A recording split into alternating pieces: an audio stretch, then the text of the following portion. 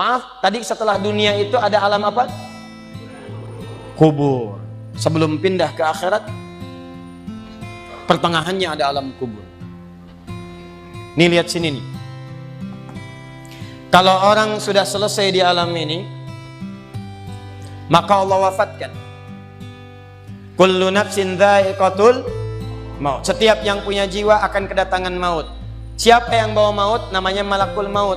Kalau malakul maut sudah bawa maut, maka dia mulai mewafatkan sampai meninggalkan dunia ini. Apa dalilnya Ustaz? Quran surah 32 ayat yang ke-11, paling kanan sebelah bawah. Qul yatawaffakum malakul mautil ladzi wukkila bikum. Kata Allah, katakan Muhammad kepada semua umatmu, setiap yang punya nyawa itu akan diutus malakul maut untuk mencabut nyawanya. Datang maut, makanya orang yang belum meninggal, yang belum dicabut, namanya disebut oleh Al-Quran dengan nama mayitun. Nih, ada ya-nya, ada taknya, ya-nya ada tasdidnya begini. Mayit, kalau ada tasdid berarti artinya CM, calon meninggal. Di antum jangan tersinggung kalau dikatakan mayit ya.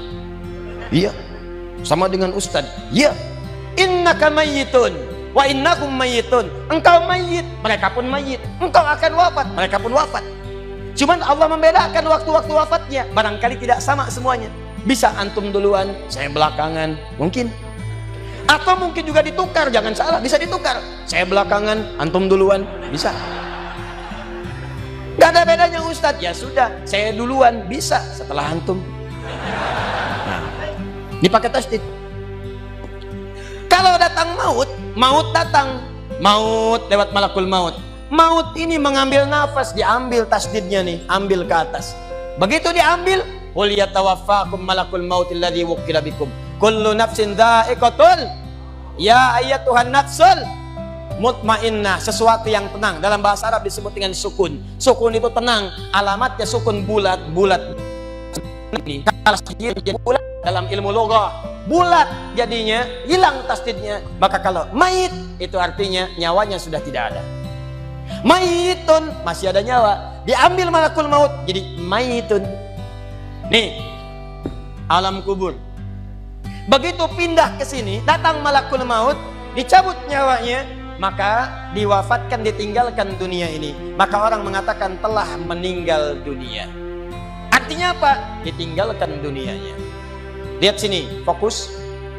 Karena alam kubur beda sifatnya dengan dunia, lain tempatnya, lain keadaannya, maka lain pula bekalnya. Jangankan alam kubur, beda tempat di dunia saja sudah beda keadaannya. Anda orang Indonesia ingin datang ke Malaysia, kalau bekalnya tidak ada Anda bawa, tidak akan mungkin Anda bisa masuk. Apa di antara bekalnya? Ada paspor yang mesti distempel begitu masuk imigrasi. Pergi lebih jauh lagi, misalnya saya pengen ke Australia, maka Anda harus ngajukan untuk mendapatkan visa. Lebih jauh ke Amerika, visanya bisa lebih sulit lagi. Maka bagaimana dengan alam kubur yang sifat keadaannya beda dengan dunia? Makanya bekalnya pun tidak akan sama. Jadi kalau Anda cuma mengumpulkan bekal dunia, maka semua bekal itu akan ditinggalkan saat di dunia.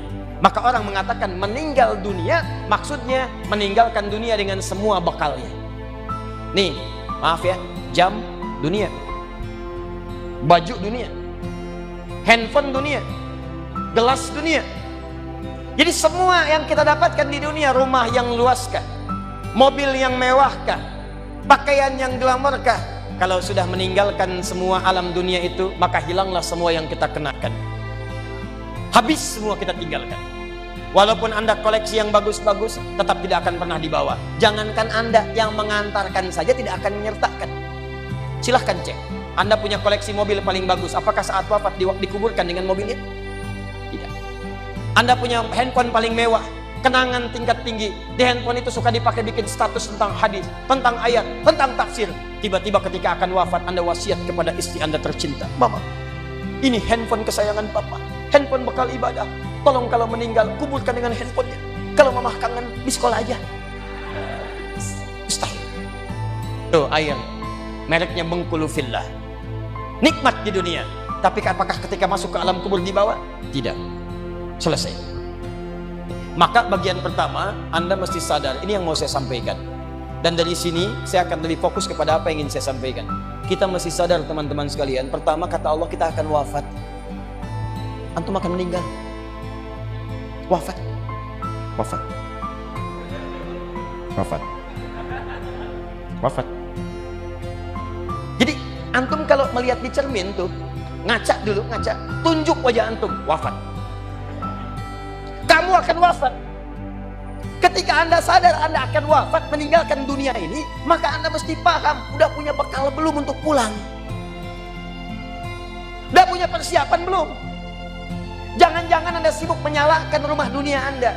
Begitu padam listriknya, sibuk telepon PLN, telepon ini, telepon itu. Masuk ke alam kubur nggak ada cahaya, mau PLN mana yang dihubungi? PLN yang datang malaikat mungkar. Menurut buka, siapa Tuhanmu? Siapa nabimu? Apa kitabmu? PLN. Gelap, gelap, dan gelap. Karena itu orang-orang yang tidak siap dengan kehidupan berikutnya, maka mohon maaf, dia akan merasa ketakutan ketika meninggalkan dunia ini. Bahkan ada yang saking takutnya, malaikat langsung bergerak untuk memaksa dia cepat meninggalkan tubuh dunianya. Muncul Quran surah ke-8 ayat ke-50. Kata malaikat, akhriju anfusakum. Kamu ini susah banget pulangnya, maka dipukulin oleh malaikat. Pukul, pukul, pukul, pukul. Teman-teman, karena alam kubur itu bekal yang bukan bekal dunia, maka Anda tidak akan pernah bisa membawa cahaya dunia ke alam kubur. Maka saya ajak Anda pada malam hari ini, coba ayo kita berubah. Tolong pikir baik-baik, tidak akan ada yang abadi. Dan besok pun belum tentu hidup. Demi Allah saya katakan, Allah bisa mewafatkan kita pada malam hari ini. Saya cuma mau tanya sebentar aja renungkan. Tolong tanya pertanyaan saya ini, tanyakan pada diri Anda sebelum tidur. Kalau Allah wafatkan Anda pada malam ini, sudah siapkan Anda dengan bekal pulang Anda kepada Allah? Karena itu hukum mengatakan orang yang tidak punya bekal maka dia tidak siap untuk mudik. Tuh lihat Ramadan tuh. Ntar sebentar lagi, tersisa tinggal 2-3 bulan ke depan datang bulan Ramadan. Begitu di ujung Ramadan, orang semua siap-siap mudik. Demi Allah saya katakan, saya pernah mengadakan survei kecil-kecilan. Saya tanyakan pada sementara orang yang tidak mudik. Saya tanya, kenapa nggak mudik? Ustadz, nggak ada bekal. Dunia saja tidak punya bekal, malu mudik. Tidak punya bekal, susah mudik. Tapi yang punya bekal, oh dia nyari sebanyak-banyaknya. Begitu sebelum berangkat, tiba waktunya raya, dia siapkan. Bahkan ada yang kemudian mencari motor terbaik. Motornya Honda bebek, bekalnya singa. Motornya bebek, bekalnya singa. Karena bekalnya lebih banyak dibandingkan dengan sifat kendaraannya. Kendaraan kecil, motornya modifikasi. Tambah lagi pelepah pisang, tambah lagi dus satu, tambah belakang yang lain lagi. Numpuk semua di belakangnya. Dituliskan kemudian tulisan, aku pulang sayang, jemput ya. Masya Allah. Luar biasa. Kenapa? Karena tahu dia punya bekal untuk pulang. Dan yang dikunjungi pun dihubungi terlebih dahulu. Aku mau pulang. Maka yang di sana menyiapkan segala perlengkapan untuk menyambut yang pulang. Silahkan cek. Begitu tahu akan ada yang pulang mudik, maka rumah dicet. Makanan diada-adakan. Semua dimunculkan. Bahkan yang tidak ada pun menjadi ada. Coba setahun sekali, luarnya kongwan, dalamnya rangginang. Idul Fitri. Anda pun begitu. Jadi kalau dunia saja punya sifat mudik, maka akhirat pun demikian. Orang-orang yang punya petanya cuma dunia saja, maka selesai hidupnya di sini. Kata Allah, nih saya berikan gambaran. Yang visinya cuma sampai sini, maka saya berikan semua kenikmatan dunianya seperti yang dia inginkan. Tapi begitu selesai ini, ditenggelamkan di alam kubur sampai kedalaman yang paling dalam. Turun ancaman. Allah tidak menginginkan semua manusia larut di sini. Tapi kata Allah, saya tidak maksa. Nih saya berikan gambaran kepada Anda. Kata Allah, turun surah Al-Humazah. Wailul likulli humazatin alladzi jama'a malahu wa yahsabu anna malahu akhlada. Kata Allah, hei yang terlampau sibuk dengan dunia. Suaminya sibuk cari harta, hitung lagi, hitung lagi, hitung lagi. Istrinya sibuk kumpul-kumpul dengan sesamanya, cuma membicarakan harta suami. Sosialita yang senang dengan kumpul-kumpul saja, tidak ada manfaatnya, cuman ngobrol, cuman gibah, cuma macam-macam. Makanya ketika menyebutkan kalimat saling cela, saling ngobrol, menggunakan tak marbutah. Tak marbutah menunjuk pada perempuan. Wailul likulli humazatil lumazah, pakai tak, sedangkan tak sifat menunjuk pada perempuan. Muslim laki-laki, kalau ingin jadikan perempuan tambah tak di ujungnya. Muslimah. Mukmin laki-laki, perempuan mukminah. soim laki-laki. Perempuan, wah itu dia. Sesuatu yang kokoh, kuat, berwibawa, mantap, punya tenaga. Makanya tanda-tanda laki-laki pun beda. Punya kumis, laki-laki berkumis, perempuan tidak. Punya wibawa, punya kata-kata yang kuat. Makanya kalau ada laki-laki suaranya sedikit gemulai saja, itu akan kehilangan sifat wibawanya. Nama siapa? Nia. Nama? Nia.